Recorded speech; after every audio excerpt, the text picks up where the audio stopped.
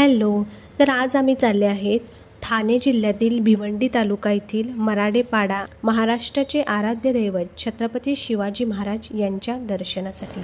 तर आम्ही आता सकाळी निघालेलो आहेत, फ्रूट्स वगैरे ब्रेकफास्ट केलं आणि वेळेवर ठरवलं की जाऊया। आणि इथे येण्यासाठी तुम्हाला सोयीस्कर पडेल ते म्हणजे स्वतःचं वाहन, कारण की थोडं मध्ये आहे आणि इथे येण्याआधी जे रस्ते आहेत ते बऱ्याच रस्त्यांचं काम चालू आहे, त्यामुळे थोडं चौकशी करून या की कोणता रस्ता चालू आहे, म्हणजे तुम्हाला त्या मार्गाने यायला बरं पडेल।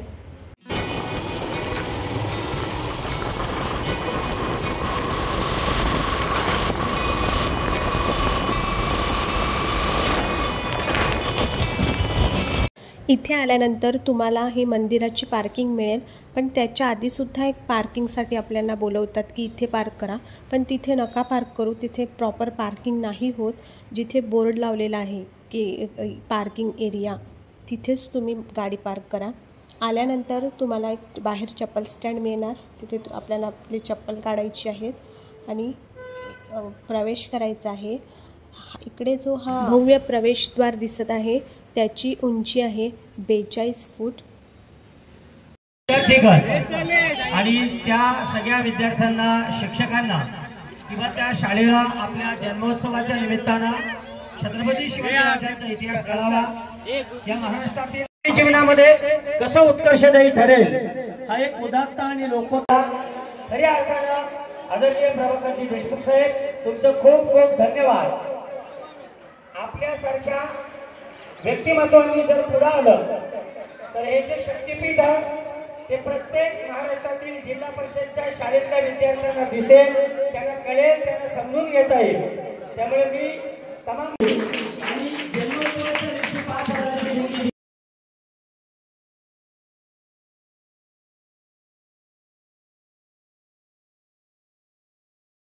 इथे महाराजांच्या जीवनातील प्रसंग दर्शवणारे चित्रीकरण आणि त्याबद्दलची माहिती लिहिलेली आहे आणि पुढे जी लढाईमध्ये शस्त्र वापरली ती सुद्धा तुम्हाला बघायला मिळतील। इथे इतिहास अनुभवायला मिळेल। हे मंदिर आपल्याला गडाची आणि महाराजांच्या विचारांची आठवण करून देतं।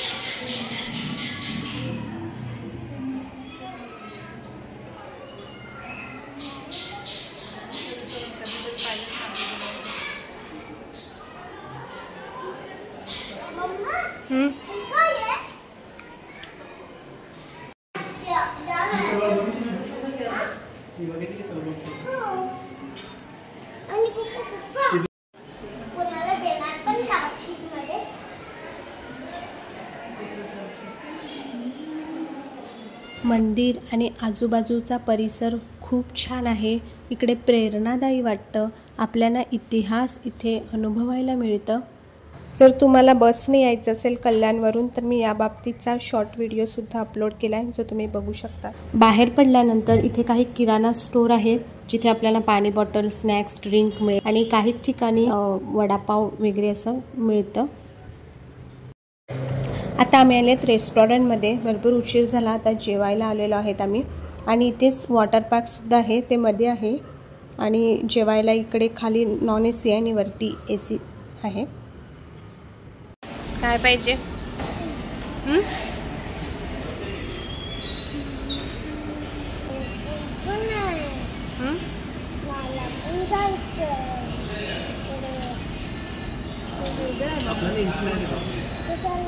ते मॉर्निंगला आलेत ना.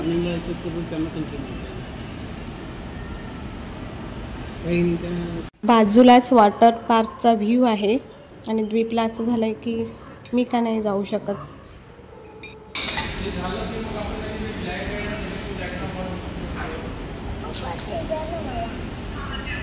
काय नाही नाही ऑलरेडी टाकले. टेस्ट करायला सांग मला कसं आहे.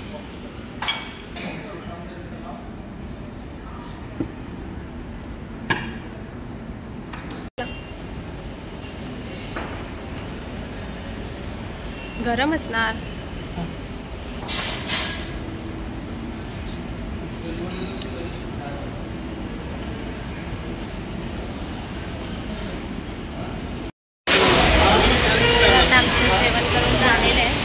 ते फ्लिपकार्टवर सध्या खूप ऑफर चालू आहेत. म्हणजे 9 रुपयाला व्हेजिटेबल्स, कांदेसुद्धा अर्धा किलो 9 रुपयाला आणि क्वालिटीसुद्धा खूप छान येते. डिलेवरी आलेली आहे आता 8 मिनिटात. हे पावभाजीसाठी पाव मागितलेत मी, जे बॅड असतं, अनहेल्दी. एकदा तरी खाल्लं तर काय होतं. हे 9 रुपीजला आहे. काही सामान यासाठी मागवलं आहे कारण गाडीचं इश्यू झाले, नाहीतर मी सहसा घेऊन येते. आणि ऑफरसुद्धा छान मिळते, असं काय आपलं लॉस वगैरे होत नाही. डिलिव्हरी चार्जसुद्धा नाही आहे.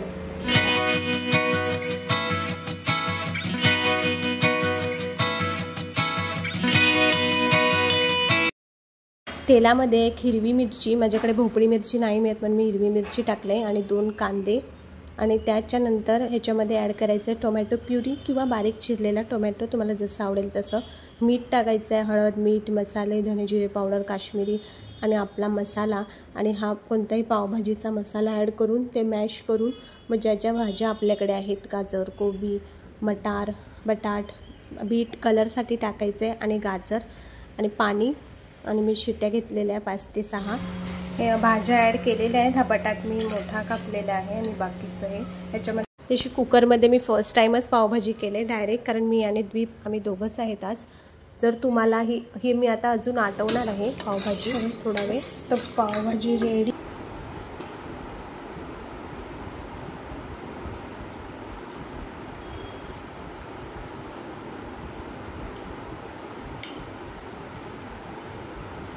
जी खाऊन झालेली आणि भरपूर माझं डोकं दुखत आहे. मला प्रवास नाही झेपत, म्हणजे ऊन असलं की मला डोकं दुखते. भेटूया पुन्हा नवीन ब्लॉगमध्ये. बाय.